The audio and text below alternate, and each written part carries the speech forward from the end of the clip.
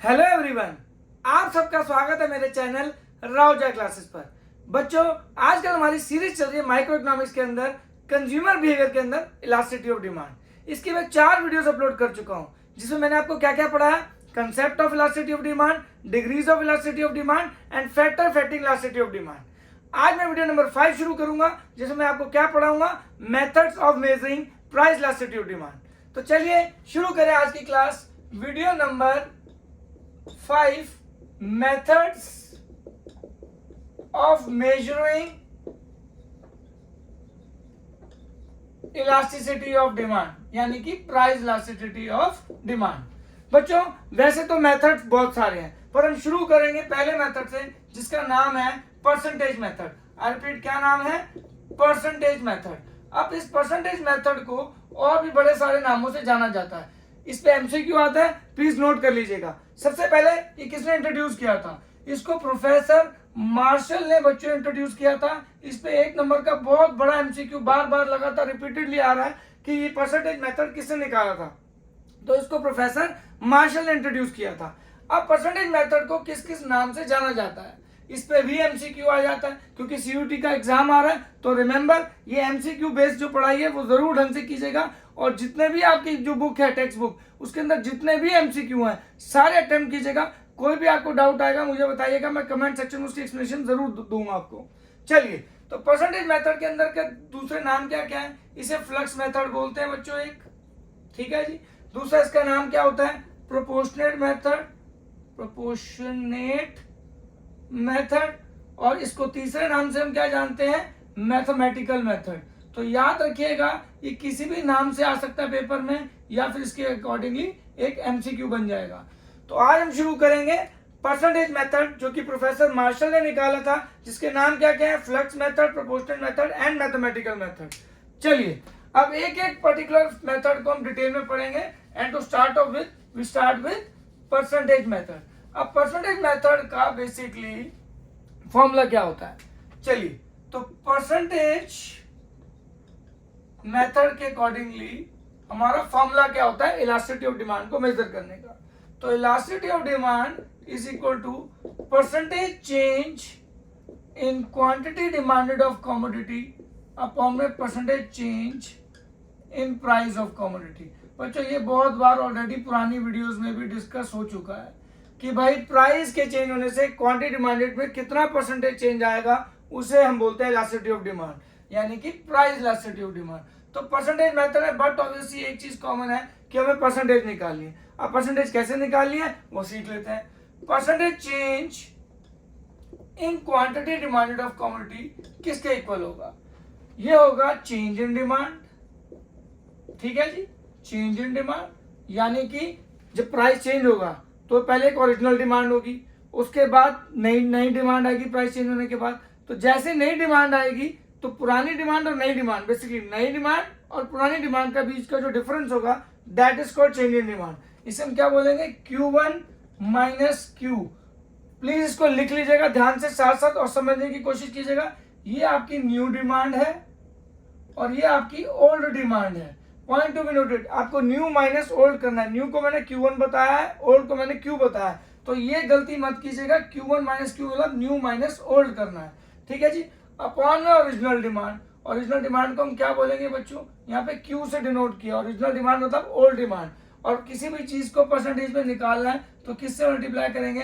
100 से करेंगे, तो आपका percentage change in quantity demanded of commodity आ जाएगा। I repeat, percentage change in quantity demanded of commodity आ जाएगा।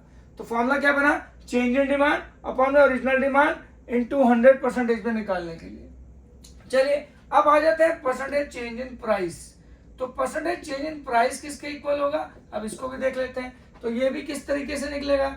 चेंज इन प्राइस अपॉन में ओरिजिनल प्राइस, जिसे हम क्या बोलेंगे? P। और इसको क्या बोलेंगे? P1 minus P। I repeat, यहाँ पे P1 किसको रिप्रेजेंट कर रहा है? न्यू प्राइस को। और खाली P किसको रिप्रेजेंट कर रहा है? ओल्ड प्राइस को। क्योंकि जब भी चेंज होगा तो जो ओरिजिनल होगा वो एक P हो गया, और जो उसके बाद चेंज होने के बाद आएगा उसे P1 डिनोट कर देंगे, ताकि आपको समझ आए कि 2 प्राइस होंगे और 2 क्वांटिटी होंगी। जो चेंज से पहले होगा वो ओरिजिनल होगा और जो चेंज के बाद होगा वो न्यू होगा। ठीक है जी। और अगर इसको हम किसी भी चीज को परसेंटेज में कैलकुलेट करना है तो 100 से मल्टीप्लाई कर देंगे। तो यहाँ पे हमारा सिंपली दो चीजें आ गई।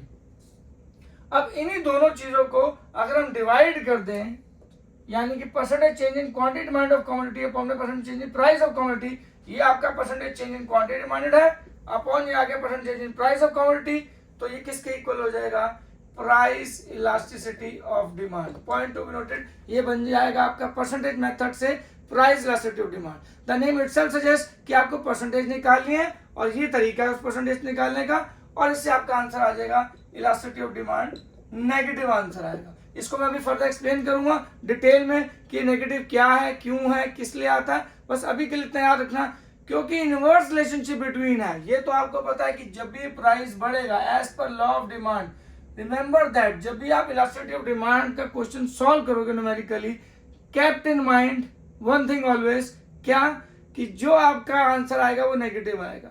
क्यों? क्योंकि लॉ ऑफ डिमांड प्रिवेल करता है। लॉ ऑफ डिमांड क्या कहता है कि प्राइस बढ़ेगा तो डिमांड कम होगी, प्राइस कम होगा तो डिमांड बढ़ेगी। एक्सेप्शंस के केस में ये न्यूमेरिकल नहीं लगेगा, जिसमें लॉ ऑफ डिमांड नहीं लगता, यानी कि डायरेक्ट रिलेशनशिप लगती है प्राइस और क्वांटिटी डिमांडेड में, इसमें हमेशा क्या लगेगा, इनवर्स रिलेशनशिप बिटवीन प्राइस और क्वांटिटी एंड क्वांटिटी डिमांडेड। तो जब भी किसी भी चीज के बीच में इनवर्स रिलेशनशिप होती है तो उसका आंसर जो निकलता है वो क्या होता है, नेगेटिव।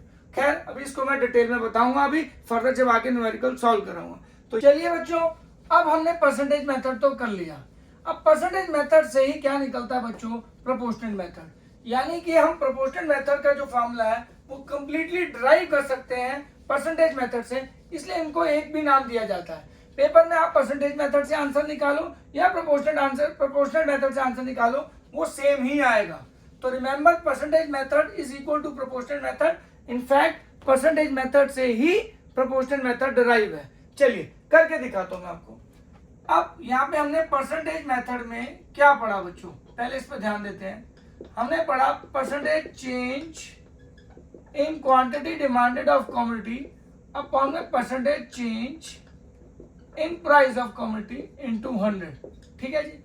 अब यह percentage change in quantity demand of commodity हमने कैसे निकाली थी, Q1 माइनस Q, यानी new demand minus old demand, यही था बच्चों, याद रखना। इसको हम रिप्रेजेंट करते हैं delta Q। Point to be noted, delta Q क्या चीज है बच्चों, मैथ्स के अंदर, इकोनॉमिक्स के अंदर जब भी चेंज होता है तो चेंज को हम रिप्रेजेंट करते हैं एक छोटे ट्राइंगल से। दिस छोटा ट्राइंगल मींस चेंज। कभी भी ये छोटा ट्राइंगल, इसको हम बोलते हैं डेल्टा। ठीक है जी, डेल्टा रिप्रेजेंट चेंज। तो जब ये छोटा सा ट्राइंगल बनाते हैं इसको बोलते हैं डेल्टा, और ये किसको रिप्रेजेंट करता है, चेंज को रिप्रेजेंट करता है। तो यहाँ पे हम न्यू माइनस ओल्ड डिमांड कर रहे हैं, तो ये क्या हो जाएगा, delta Q। Delta Q means change in quantity demanded. I repeat, इसको क्या लिखेंगे, चेंज इन क्वांटिटी डिमांडेड। तो चेंज इन, ये परसेंटेज चेंज है, तो चेंज इन क्वांटिटी डिमांडेड किसके इक्वल होगा बच्चों, Q1 माइनस Q, जिसको हम रिप्रेजेंट किससे करेंगे, डेल्टा Q से। ये है new demand minus old demand. Point to be noted, अब इसको लिख लीजिएगा कि चेंज इन क्वांटिटी डिमांडेड को हम किससे रिप्रेजेंट करते हैं, डेल्टा Q। तो मैं जब बोलूंगा कि चेंज इन क्वांटिटी डिमांडेड लिखो तो डेल्टा Q लिखना। ठीक है जी। इसी तरीके से क्या आ जाएगा बच्चों, चेंज इन प्राइस, तो वो भी क्या होगा, P1 माइनस P। तो यहाँ पे P1 माइनस P मतलब new price minus old price. अब यहाँ ओल्ड प्राइस कर रहे हैं तो क्या करेंगे, इसे हम किससे रिप्रेजेंट करेंगे, डेल्टा P, क्योंकि डेल्टा स्टैंड फॉर चेंज। तो यहाँ पे P चेंज हो रहा है तो इसे डेल्टा P लिखेंगे। तो चेंज इन प्राइस को हम डेल्टा P से लिखेंगे। ठीक है जी। तो चलिए बच्चों, अब इसकी फाइनल डेरिवेशन बनाते हैं परसेंटेज मेथड से प्रोपोर्शनल मेथड की। चलिए अब यहाँ पे हमें क्या करना है, सबसे पहले यहाँ लिख लो percentage change in quantity demanded of commodity upon में percentage change in price of commodity is equal to में प्राइस इलास्टिसिटी ऑफ डिमांड। यहाँ पे percentage change in quantity demand of commodity किसके इक्वल थी बच्चों, चेंज इन डिमांड। ठीक है जी, चेंज इन डिमांड अपॉन में ओरिजिनल डिमांड इनटू 100। ठीक है जी। परसेंटेज चेंज इन प्राइस किसके इक्वल था बच्चों, प्राइस ऑफ कमोडिटी किसके इक्वल था, change in price of commodity upon में ओरिजिनल प्राइस इन 200। अब मैंने आपको यहां बताया था कि डेल्टा क्यू किसको रिप्रेजेंट करेगा, चेंज इन क्वांटिटी डिमांडेड को। डेल्टा पी किसको रिप्रेजेंट करेगा, change in price of commodity को। पी किसको रिप्रेजेंट करेगा, ओल्ड प्राइस यानी कि ओरिजिनल प्राइस। और खाली क्यू किसको रिप्रेजेंट करेगा बच्चों, old demand oblique original demand. तो अब कुछ नहीं करना, ये वैल्यूज को सब्स्टिट्यूट करना है बस। यहां पे हमने क्या कर दिया, यानी कि percentage change in quantity demanded को मैंने क्या लिख दिया, delta Q upon Q in 200। और यहाँ पे परसेंटेज चेंज इन प्राइस को किसके इक्वल लिख दिया, delta P, I repeat delta P upon P in 200। ठीक है जी। इसी में बस मैंने क्या कर दी, ये टर्म्स डाल दी, इस फॉर्मूले में सब्स्टिट्यूट कर दी और मैंने कुछ नहीं किया। अब अगर मैं इन दोनों को डिवाइड कर दूं, क्योंकि प्राइस इलास्टिसिटी ऑफ डिमांड का फॉर्मूला क्या होता है, percentage change in quantity demanded upon में परसेंटेज चेंज इन प्राइस। तो देखिए परसेंटेज मेथड को मैंने यहाँ पे क्या किया, खोल दिया ड्राइव करने के लिए। तो ये जो फॉर्मूला निकल के आएगा इस डेरिवेशन से, ये ऑटोमेटिकली क्या कहलाएगा बच्चों, प्रोपोर्शनेट मेथड। अब ये क्या निकल के आएगा वो मैं बताता हूं आपको। तो देखिए यहाँ पे 100 से 100 कट गया, ठीक है जी, और कुछ नहीं कट रहा, ये इससे मल्टीप्लाई होगा, ये इससे मल्टीप्लाई होगा। तो इसको हम देखा जाए तो डेल्टा क्यू ऊपर आ गया, ठीक है जी, और ये कि डेल्टा पी नीचे आ गया, इनटू पी बाय क्यू, यानी change in quantity demanded upon में change in price into original price upon में original quantity is equal to price elasticity of demand. तो यहाँ हम क्लियरली देख सकते हैं बच्चों कैसे परसेंटेज मेथड, ये क्या था हमारा, ये हमारा परसेंटेज मेथड था बच्चों।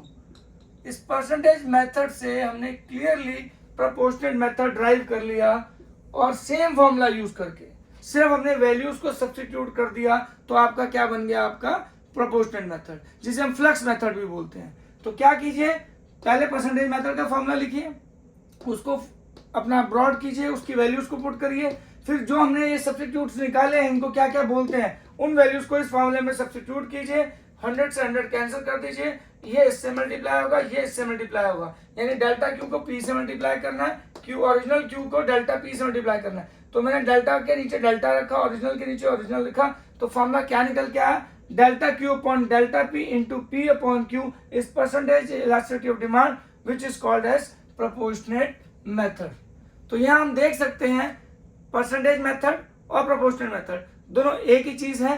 कैसे ये प्रोपोर्शनल मेथड को ड्राइव किया गया परसेंटेज मेथड से, इसलिए इनसे जो दोनों से आंसर निकलेगा वो हमेशा क्या आएगा, सेम आएगा। अब यहाँ पे दो बातें बहुत इंपॉर्टेंट नोट करने वाली है। परसेंटेज मेथड में हमने किस में दिमाग लगाया, किस चीज को कंसिडर किया, यहाँ हमने परसेंटेज चेंज को कंसिडर किया। और यहाँ पे जो हम डेल्टा क्यू डेल्टा पी, ये क्या है, अगर हम देखते हैं डेल्टा क्यू क्या है, basically Q1 minus Q, delta P क्या है, P1 माइनस पी। तो ये किसको फर्क पड़ेगा, ये चीज क्या कंसिडर कर रहा है इस फॉर्मूले में, ये एब्सोल्यूट चेंज को कवर कर रहा है। याद रखिएगा बच्चों, बहुत इंपॉर्टेंट पॉइंट है। प्रोपोर्शनल मेथड एब्सोल्यूट चेंज को देखता है और परसेंटेज मेथड परसेंटेज चेंज को कवर करता है। इसमें भी क्वेश्चन आ सकता है कि परसेंटेज मेथड का जो फॉर्मूला है किस चीज को कंसिडर करके चलता है, तो आप लिखोगे परसेंटेज चेंज। और अगर वो पूछे कि प्रोपोर्शनल मेथड किस चेंज को कंसिडर करके चलता है अपने फॉर्मूले में, तो आप बोलोगे एब्सोल्यूट चेंज। आई रिपीट, क्या बोलेंगे, एब्सोल्यूट चेंज। तो प्रोपोर्शनल मेथड हमेशा एब्सोल्यूट चेंज को कंसिडर करता है और वो परसेंटेज चेंज को। आई होप ये दोनों फॉर्मूले आपको अच्छे से समझ आए होंगे। बस इसके नाम तीन है, percentage, proportionate and flux method. चलिए बच्चों, अब हम क्या करेंगे, कुछ न्यूमेरिकल वैल्यूज से इस इलास्टिसिटी ऑफ डिमांड के कुछ इंपॉर्टेंट पॉइंट्स को एक्सप्लेन करने की कोशिश करूंगा। ऑल्दो बच्चों मैं इसके न्यूमेरिकल्स अलग से कराऊंगा, इसके लिए पूरा एक सेशन डालूंगा जिसमें सिर्फ मैं अलग अलग क्वेश्चन डालूंगा, वैरायटी ऑफ क्वेश्चंस, जिससे आपको इलास्टिसिटी ऑफ डिमांड के न्यूमेरिकल्स और बेहतर समझ आ सके। बट आज मैं कोई न्यूमेरिकल नहीं करा रहा हूँ, सिर्फ एक नॉमिनल वैल्यूज को यूज करके इस कंसेप्ट को और बेहतर एक्सप्लेन करने की कोशिश करने वाला हूँ। चलिए, तो इसको हम क्या करेंगे, सबसे पहले एक एग्जांपल ले लेते हैं, इनफैक्ट दो एग्जांपल ले लेते हैं ताकि आपको क्लियर हो जाए। यहाँ पे एक एग्जांपल नंबर 1, केस 1, ठीक है जी। और ये हो गया केस 2। अब केस 1 में क्या है, आपको ये तो पता है कि लॉ ऑफ डिमांड हमेशा प्रिवेल करेगा इलास्टिसिटी ऑफ डिमांड के वक्त, नहीं तो ये न्यूमेरिकल सॉल्व नहीं हो सकते। चलिए, तो यहाँ पे हम प्राइस और क्वांटिटी डिमांडेड ले लेते हैं। मान लो क्वांटिटी डिमांडेड 4 से 5 हो गई, यहाँ बढ़ रही है, ठीक है। तो प्राइस मान लो कितना हो गया, 10 से 8 हो गया। तो क्लियरली देख रहे हैं कि यहाँ प्राइस फॉल हो रहा है और डिमांड राइज हो रही है। रिमेंबर दैट जब भी आप इलास्टिसिटी ऑफ डिमांड का न्यूमेरिकल अटेम्प्ट कर रहे हैं तो ये इनवर्स रिलेशनशिप जरूर प्रिवेल करनी चाहिए, which is nothing but known as law of demand. चलिए, यहाँ पे केस 2 पे आ जाइए, प्राइस और क्वांटिटी डिमांडेड। अब यहाँ प्राइस 5 से 4 ले लेते हैं, यानी कि यहाँ पे डिमांड कम हो रही है, तो प्राइस क्या ले लेते हैं, पॉइंट ऑफ नोट, यहाँ क्वांटिटी डिमांडेड 5 से 4 ले लेते हैं। तो यहाँ ऑब्वियसली प्राइस क्या होगा बच्चों, वो आपका राइज करेगा। अब राइज क्या करेंगे, 8 to 10 कर देंगे, यानी इसी क्वेश्चन का बिल्कुल ऑपोजिट हो गया। पॉइंट टू बी नोटेड, मैंने दोनों फिगर्स ऑलमोस्ट सेम लिए हैं, सिर्फ क्या फर्क है, एक बार प्राइस फॉल कर रहा है डिमांड बढ़ रही है, और एक बार प्राइस राइज कर रहा है डिमांड फॉल कर रही है। दोनों केस में आप देखिए आंसर क्या सेम आता है, और अगर आंसर सेम नहीं आता तो क्यों सेम नहीं आता, और वो किस तरीके से नेगेटिव रिलेशन को प्रिवेल करेगा। क्या आंसर माइनस में आएगा, माइनस में आएगा तो हमेशा माइनस में लिखना है या नहीं लिखना, और माइनस साइन का मतलब क्या है, क्या हम उसको इग्नोर कर सकते हैं। चलिए, अब इन बातों को समझाने के लिए मुझे ये एग्जांपल एक्सप्लेन करना पड़ेगा। अब यहाँ पे अगर हम elasticity price elasticity of demand निकालें तो क्या निकलेगा, percentage change in quantity demanded of commodity upon percentage change in price of commodity. तो बच्चों हमें क्या करना है, यहाँ पे percentage change in quantity demanded of commodity निकाल लेते हैं। वो हमारा क्या है, पहले करेंगे change in demand upon original demand into 100। तो चेंज इन डिमांड कितना है यहाँ पे देखें, कैसे निकालेंगे change in demand, point to be noted, new demand minus old demand. New demand हमारी 5 है, ओल्ड डिमांड हमारी 4 है, तो चेंज कितना हो गया 1, और ओरिजिनल डिमांड, ठीक है जी। अब ये हमारा हो गया चेंज इन डिमांड। तो अब इस फॉर्मूले में पुट करें, चेंज इन डिमांड अपॉन में ओरिजिनल डिमांड कितनी थी 4, इसको Q से रिप्रेजेंट करना है, इसको Q1 से। पॉइंट टू बी नोटेड, ये Q है, ये Q1 है, ये ओल्ड डिमांड है और ये न्यू डिमांड है।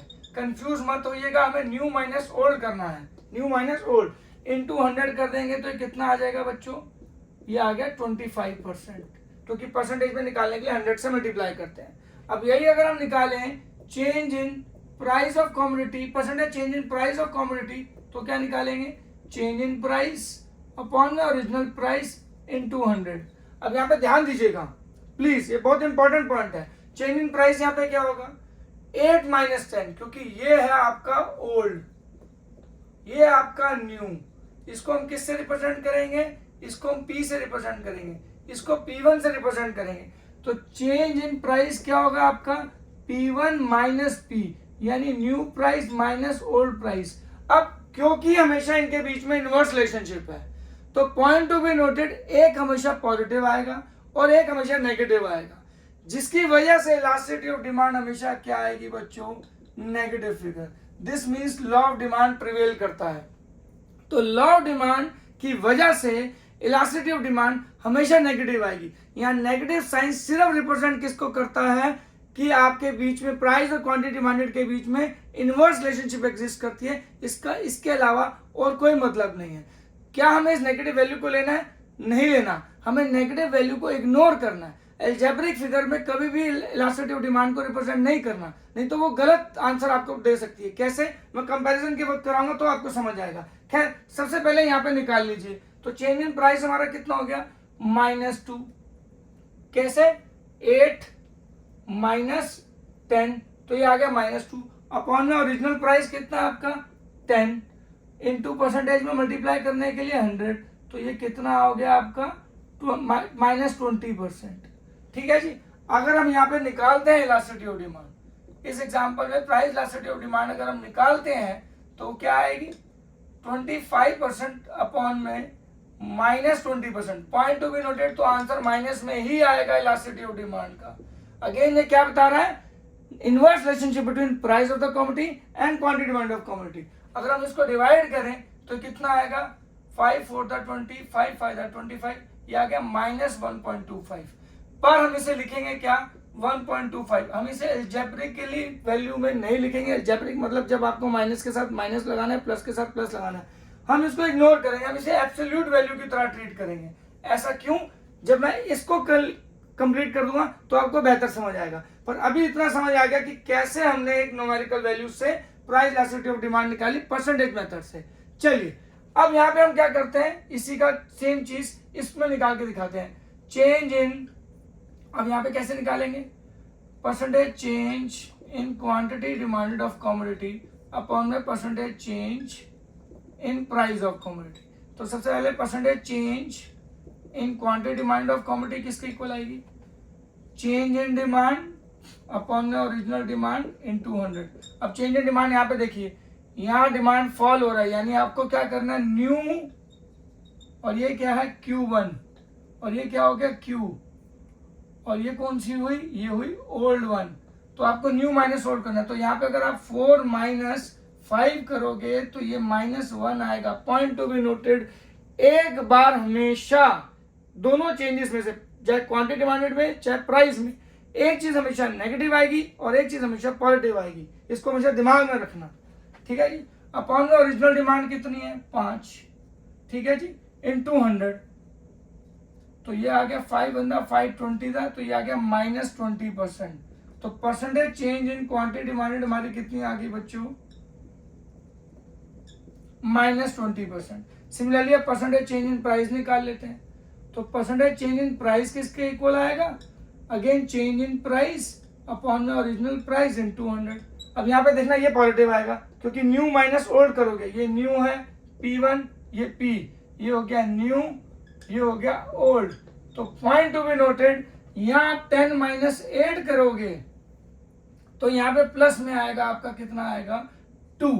तो यहाँ चेंज इन प्राइस 2, देखो ये नेगेटिव आया तो ये प्लस में आया, सॉरी ये नेगेटिव आया तो ये प्लस में आया, और यहाँ पे देख सकते हो ये प्लस में था तो ये नेगेटिव में था।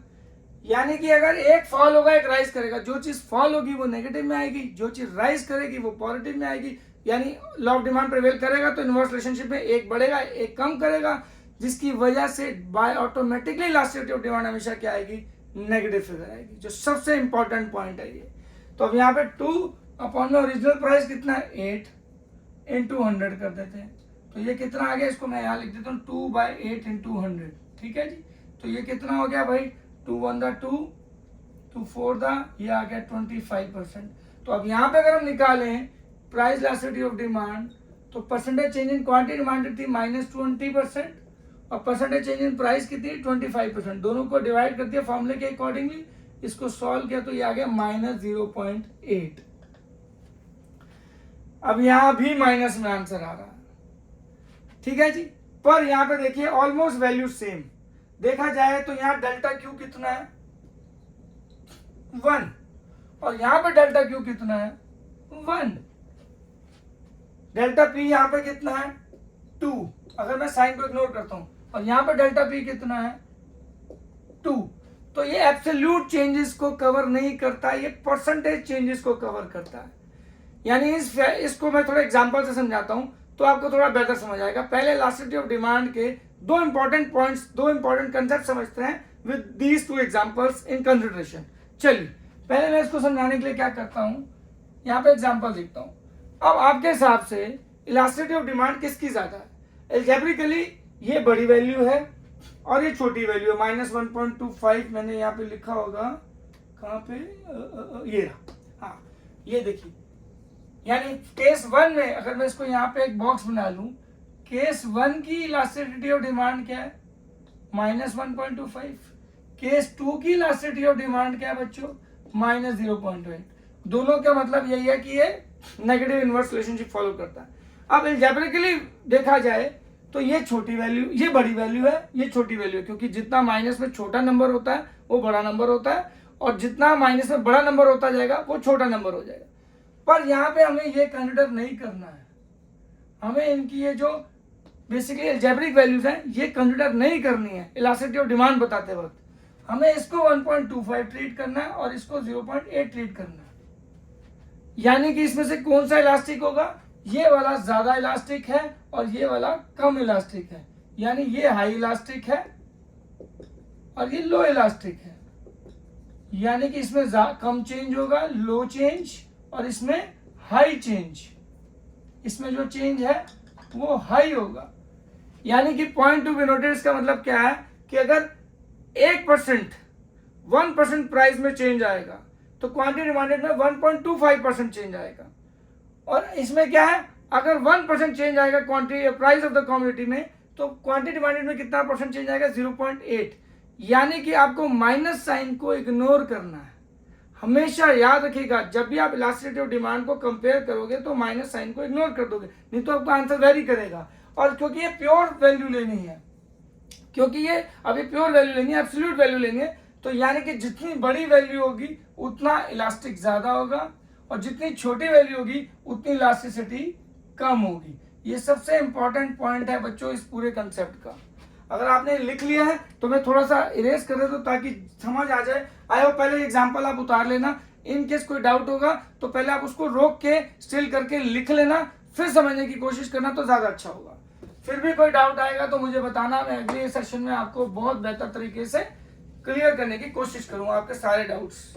चलिए, अब यहाँ पे क्या है, तो पहला पॉइंट आपको हमेशा क्या कहता है कि अगर इलास्टिसिटी ऑफ डिमांड आपको दो गुड्स की गिवन है, प्राइस इलास्टिसिटी ऑफ डिमांड दो गुड्स की गिवन है, एक एक्स की एक वाई की, एक -3 गिवन है, एक -4 गिवन है। एक एग्जांपल है, तो -3 और -4। अब बड़ा नंबर ये है, छोटा नंबर ये है, पर हमें अलजेब्रिक वैल्यूज को कंसिडर नहीं करना है। आई रिपीट, हमें इन अलजेब्रिक वैल्यूज को नहीं कंसिडर करना है। हमें क्या लेना है, प्योर वैल्यू। प्योर वैल्यू मतलब एब्सोल्यूट वैल्यू। एब्सोल्यूट वैल्यू मतलब इसको 3 लेना है और इसको 4 लेना है। तो यहाँ पे क्या मतलब है कि अगर हमारे क्वांटिटी डिमांडेड में, अगर हमारे प्राइस में 1% का चेंज आएगा तो क्वांटिटी डिमांडेड में 3% का चेंज आएगा। यहाँ पे क्या है, अगर प्राइस में 1% का चेंज आएगा तो क्वांटिटी डिमांडेड में 4% का चेंज आएगा। यानी जिसमें ज्यादा चेंज आएगा वो मोर इलास्टिक होगा, ठीक है जी, और जिसमें कम चेंज आएगा वो लेस इलास्टिक होगा। यानी कि ये सिर्फ माइनस साइन जो है ये सिर्फ इनवर्स रिलेशनशिप को बताता है खाली, कि प्राइस और डिमांड के बीच में इनवर्स रिलेशनशिप है। अदरवाइज जब हम इलास्टिसिटी ऑफ डिमांड को कंपेयर करते हैं तो हम पॉजिटिव वैल्यू के अकॉर्डिंगली ही कंपेयर करते हैं, अलजेब्रिक वैल्यूज को कंसिडर नहीं करते। ये सबसे पहला और सबसे इंपॉर्टेंट पॉइंट है इलास्टिसिटी ऑफ डिमांड का। Very very very important point, please इसको नोट कर लीजिएगा, ये सबसे ज्यादा इंपॉर्टेंट पॉइंट है। और दूसरा, हमारे प्रीवियस एग्जांपल में आप देख सकते हो, मैंने आपको क्या बताया था, डेल्टा क्यू दोनों में सेम था। आई थिंक मैंने यहाँ लिखा होगा तो देख लेते हैं, ज्यादा अच्छा हो जाएगा। यहाँ देख सकते हैं, यहाँ पे डेल्टा क्यू कितना है दोनों केस में, 1। डेल्टा पी दोनों केस में कितना है, 2 है। पर इस वजह से आपकी इलास्टिसिटी ऑफ डिमांड पे कोई फर्क नहीं आ रहा। क्यों? क्योंकि इलास्टिसिटी ऑफ डिमांड एक केस में आपकी आ रही थी 1.25 और एक केस में आ रही थी आपकी 0.8। तो इलास्टिसिटी ऑफ डिमांड किसकी वजह से डिफर करती है, वो परसेंटेज चेंज की वजह से डिफर करती है, ना कि एब्सोल्यूट चेंज। ये किसको रिप्रेजेंट करता है, ये एब्सोल्यूट चेंज को रिप्रेजेंट करता है। दो चीजों के सीधे डिफरेंस को एब्सोल्यूट चेंज बोलते हैं। पर इलास्टिसिटी ऑफ डिमांड डिफरेंट आ रही है, जबकि दोनों सेम है, ये चेंज दोनों का एब्सोल्यूट सेम है, but elasticity of demand different क्यों आ रही है, क्योंकि हम उसमें परसेंटेज चेंजेस को कंसिडर कर रहे हैं, पॉइंट टू बी नोटेड, ना कि एब्सोल्यूट चेंजेस को। तो ये इसका है दूसरा इंपॉर्टेंट पॉइंट, कि elasticity of demand is always affected by the percentage change, not the absolute change. और दूसरा, कि जब भी आप इलास्टिसिटी ऑफ डिमांड को यूज करोगे तो माइनस साइन को इग्नोर करना, ताकि जो ज्यादा बड़ा वाला वैल्यू होगा वो मोर इलास्टिक होगा, जो कम वाला वैल्यू होगा वो लेस इलास्टिक होगा। और ये माइनस साइन सिर्फ inverse relationship between price of commodity and quantity demand of commodity को एक्सप्लेन करने के लिए रखा है, कि उनके बीच में इनवर्स रिलेशनशिप है, यानी लॉ ऑफ डिमांड प्रिवेल हो रहा है। बच्चों, आई होप आपको ये सेशन बहुत अच्छे से समझ आएगा। बहुत जल्दी मैं बाकी मेथड्स के साथ और एक न्यूमेरिकल सेशन के साथ अपलोड करूंगा अपनी वीडियोस। बने रहिएगा मेरे चैनल में। Thank you so much, God bless you all, take care.